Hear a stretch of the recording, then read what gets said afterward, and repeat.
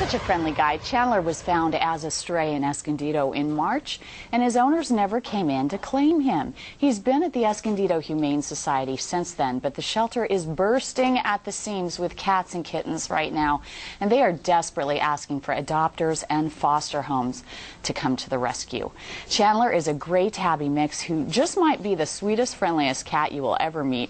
He adores people and goes into an instant loud purr as soon as he sees people coming to visit with him.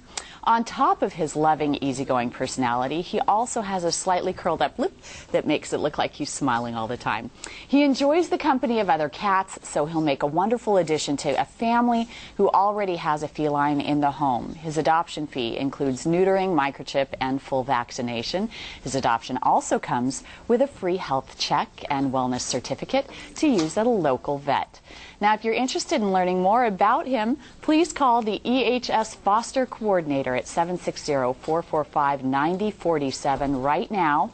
Or you can take the entire family to the Escondido Humane Society on East Valley Parkway to meet your next best friend. They're open 7 days a week to make it easy for you to find a perfect match. And again, they are packed. So go on up there and just go meet all the dogs and cats they have for adoption. We'll be right back.